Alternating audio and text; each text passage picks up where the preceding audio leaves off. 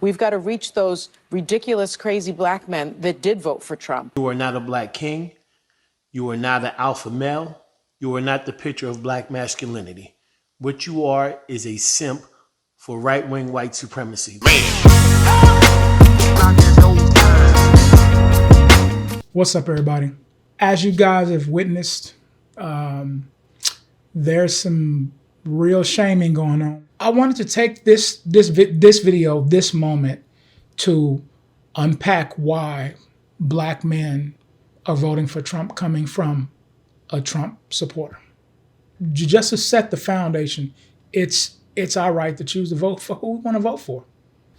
If I don't believe that the other candidate is the better candidate, I'm not going to vote for that person.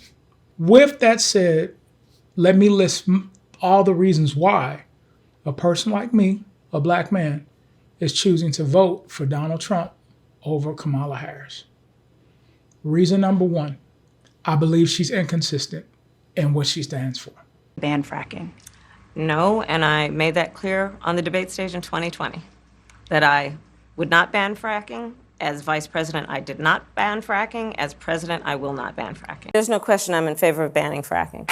So, yeah, and starting with what we can do on day one around public lands, right? This whole thing about the border, we've been to the border. We've been to the border. You haven't been to the border. And I haven't been to Europe. And I don't understand the point that you're making. As the border crisis escalates, President Biden is putting the vice president in charge. When she speaks for me, doesn't have to check with me. She knows what she's doing. The work will not be easy, but it is important work.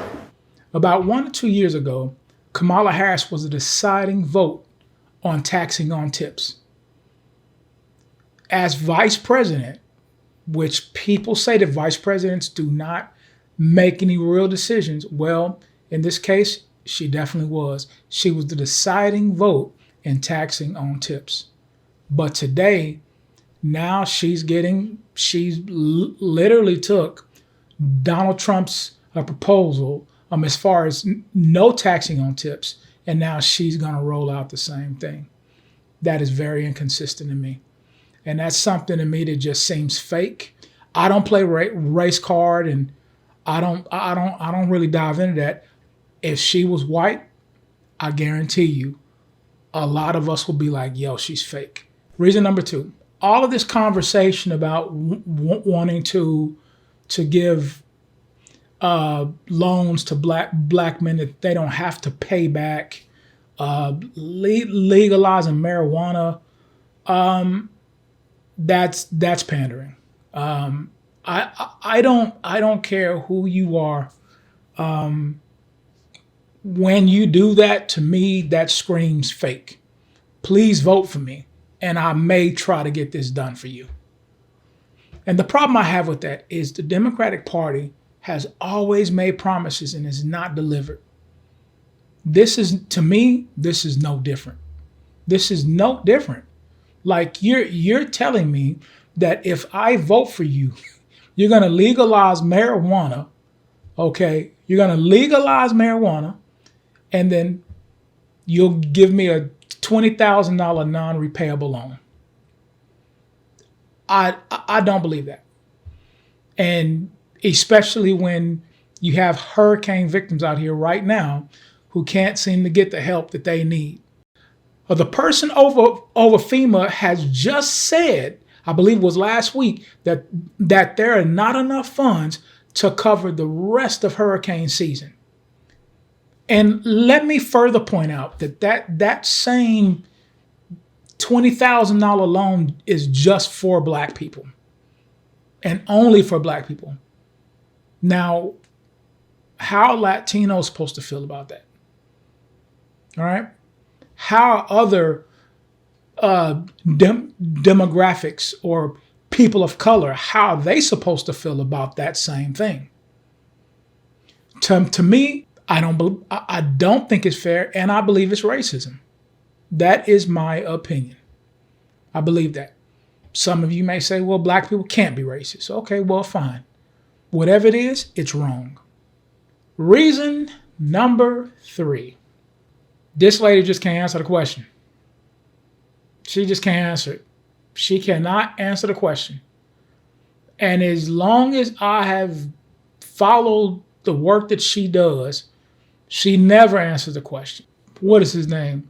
Charlemagne. I'm not going to call him a god, but Charlemagne pushed back on her with some tough questions. Again, she won't. All she does is says, well, I was raised in a middle-class family. That tells me nothing.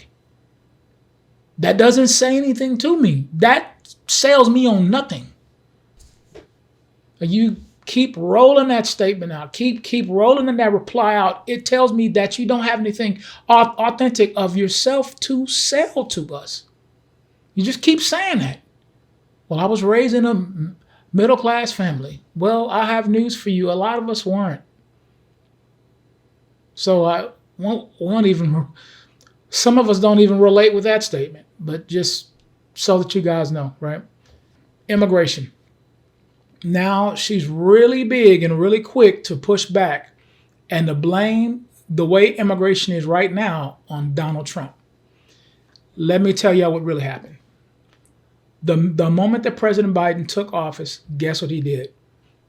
He signed executive orders removing everything that Trump had passed in regards to immigration. Yes, he did. You can look it up.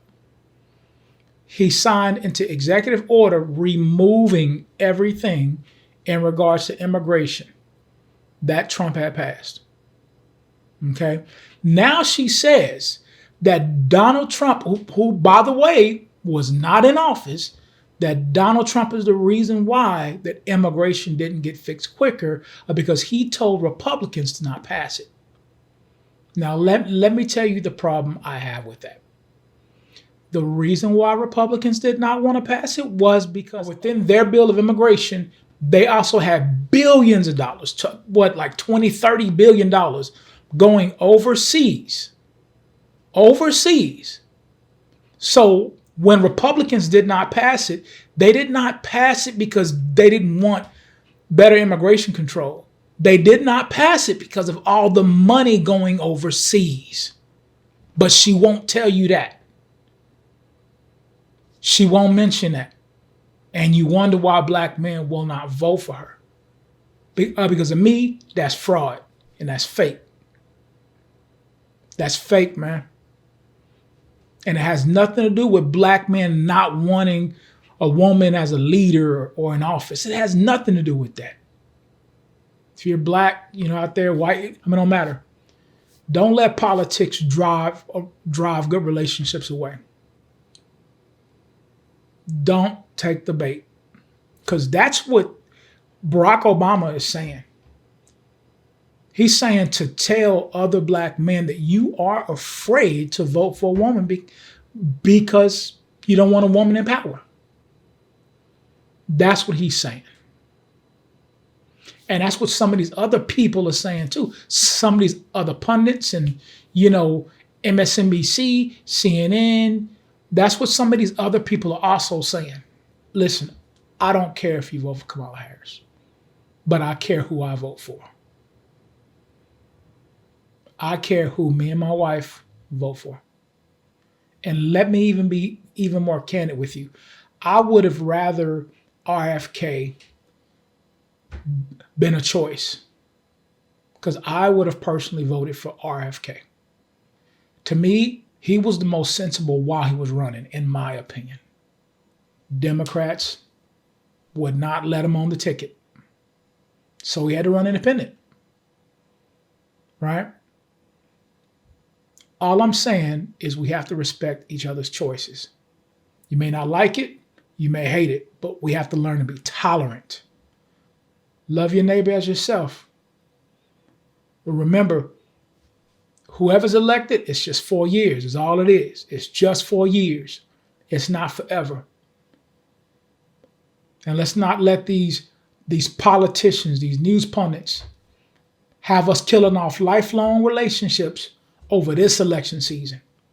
Because it don't matter at the end of the day who you choose to vote for, who I vote for. As long as I respect you, you should be able to respect me. And with that said, Love y'all. Y'all have a good one. Peace.